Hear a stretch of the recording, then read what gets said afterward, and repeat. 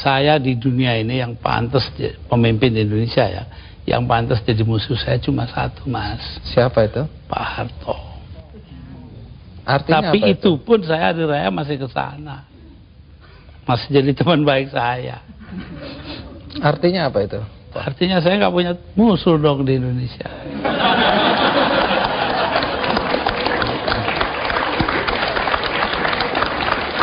Ada satu hal, kita banyak mendengar bahwa teman-teman dekat Anda dulu menyesalkan kenapa Anda jadi presiden.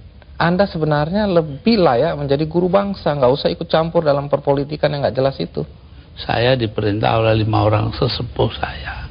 Itu saja, kalau mereka memerintahkan apa saja masuk api, masuk api. Tanpa perlu berpikir? Tanpa perlu berpikir. Kenapa begitu? Loh, selain sesepuh saya ini itu orang pesantren disuruh nurut orang tua. Itu nggak bisa ditawar itu, Gus? Nggak bisa ditawar. 5 orang itu, saya nggak sebut namanya.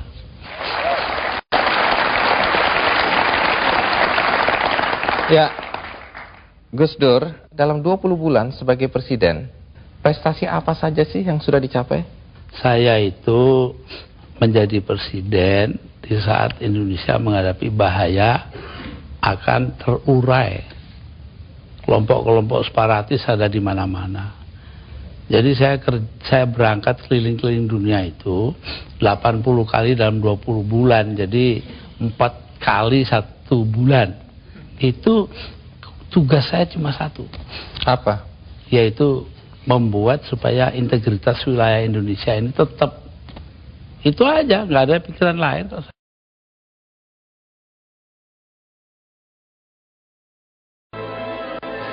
Melawan dekat ini. 23 Juli dini hari, Gus Dur mengeluarkan keputusan kontroversial, dekret presiden yang dibacakan juru bicaranya Yahya Stakuf. Setelah melihat dan memperhatikan dengan seksama perkembangan politik, sontak keputusan Gus Dur ini mengundang reaksi keras berbagai kalangan. Mulai dari tidak adanya dukungan dari TNI, seruan fatwa Mahkamah Agung bahwa maklumat Presiden Gus Dur bertentangan hukum, hingga MPR yang tetap menggelar sidang istimewa tanpa kehadiran sang presiden. Ironisnya, dengan serta-merta pula, MPR melantik Megawati Soekarno Putri sebagai Presiden ke-5 Republik Indonesia.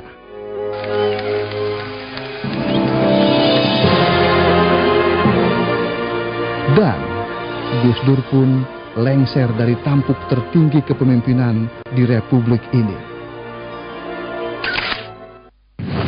Ya, itu tadi rekaman saat-saat menjelang dicopotnya seorang Abdurrahman Wahid atau Gus Dur secara paksa melalui sidang istimewa MPR pada tanggal 23 Juli tahun 2001. Masih banyak misteri yang menjadi pertanyaan masyarakat hingga saat ini. Untuk itu kita undang Abdurrahman Wahid atau Gus Dur untuk tampil di Kikendi menjelaskan berbagai pertanyaan yang masih mengganjal tadi. Termasuk, apakah benar sampai saat ini Gus Dur belum menerima pencopotannya secara paksa tadi? Loh.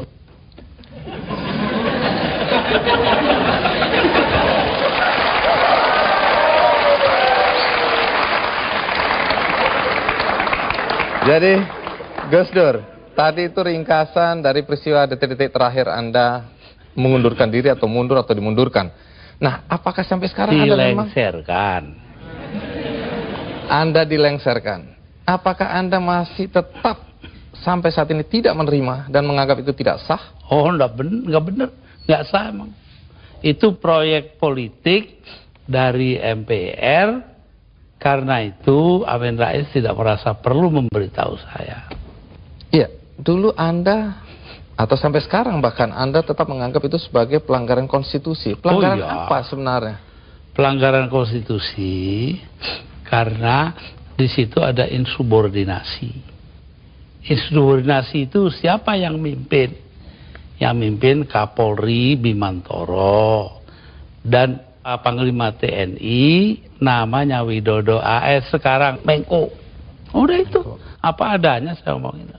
Tapi begini Gus, setelah Anda merasa itu tidak sah, tapi toh kenyataannya Gus Dur digantikan oleh Megawati, kemudian sekarang kita punya presiden namanya SBY, semua berjalan normal saja. Lalu apa negatifnya bagi bangsa dengan pencopotan Anda tadi? Bukan soal bangsa, ini soal hukum. Saya dilengsarkan secara politis. Secara hukum belum pernah dibuktikan saya bersalah. Yang bersalah bahkan pansusnya DPR yang dipimpin oleh sekarang Menteri Sosial Bakhtiar Hamzah. Yaitu menurut undang-undang pansus-pansus itu harus tutup pintu supaya nggak didengar orang dari luar. Tapi oleh Bakhtiar Hamzah dibuka 10 cm, di situ berjejer-jejerlah tipnya wartawan. Nah kan, waduh, semua yang ada dalam sidang diketahui dunia luar. Itu pula yang membuat saya, oh ya kalau gitu mereka maksudnya melengsarkan saya dengan segala cara. Hukum nggak hukum. Tapi sesudah itu apa upaya yang Anda lakukan? Nggak ada. Sebab penakut bangsa ini. Kenapa Anda bilang penakut? Bangsa ini penakut karena tidak mau bertindak kepada yang bersalah. Akhirnya nggak ada yang ditindak toh. Tapi sekian tahun sudah berlalu, Gus. Untuk apa rasa penasaran, perasaan? Loh, saya nggak pernah itu terserah bangsa Indonesia. Saya itu memaafkan semua sampai istri saya marah kepada saya karena saya pergi ke rumah Megawati. Tapi kenapa Anda lalu ke Megawati kalau memang Anda marah dan kecewa? Saya nggak marah, yang mestinya marah itu bangsa ini. Mereka diem aja lah, kenapa saya jadi ribut? Saya nggak mau ribut. Baik, Gus Dur. Tapi disuruh memandang itu benar nggak bisa dong. Orang kan ada batasnya. Antara benar dan salah. Jadi yang benar dalam hal ini istri saya.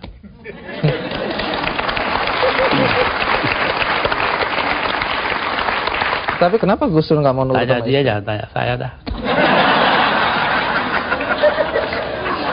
300.000 orang mas tanda tangan supaya saya jangan berhenti jadi presiden, tahu?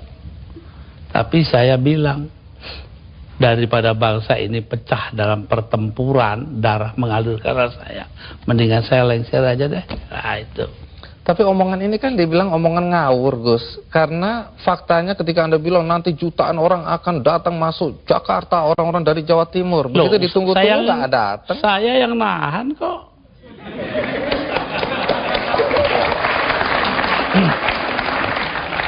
Jadi kalau nggak ditahan sama Gus Dur, datanglah beneran itu ya? Bukan begitu, artinya tetap saja kebenaran kita pertahankan, tapi sikap kita itu jangan sampai bangsa ini perang saudara. Dan itu pengorbanan Anda? Ya bagi saya bukan korban, biasa aja. Nah, satu pemandangan yang kurang elok, Gus. Anda keluar memakai celana pendek dan kaos oblong. Banyak orang bilang itu tidak pantas sebagai presiden Anda tampil seperti itu. Mengapa Anda tampil seperti itu? Lah ya itu supaya saya nggak dianggap presiden. Terus manfaatnya apa dengan dianggap tidak sebagai presiden? Loh, orang dingin hatinya, nggak jadi marah.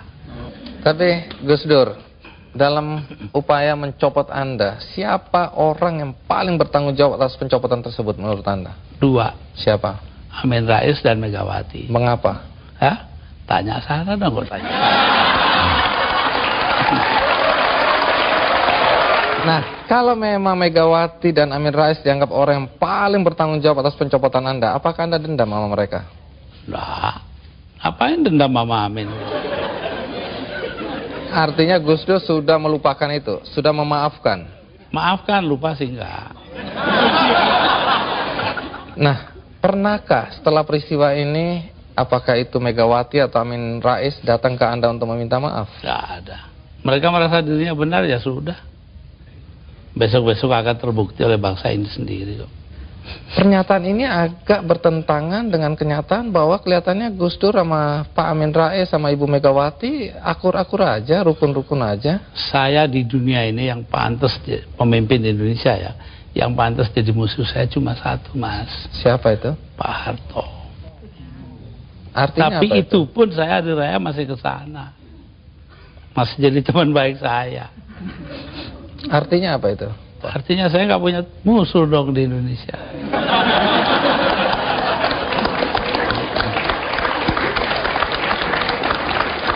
Ada satu hal, kita banyak mendengar bahwa teman-teman dekat Anda dulu menyesalkan kenapa Anda jadi presiden. Anda sebenarnya lebih layak menjadi guru bangsa, nggak usah ikut campur dalam perpolitikan yang nggak jelas itu. Saya diperintah oleh 5 orang sesepuh saya. Itu saja, kalau mereka memerintahkan apa saja masuk api, masuk api. Tanpa perlu berpikir. Tanpa perlu berpikir. Kenapa begitu? Loh, Selain sesepuh saya itu ini kan, orang pesantren disuruh nurut orang tua. itu nggak bisa ditawar itu Gus. Nggak bisa ditawar. 5 orang itu, saya nggak sebut namanya.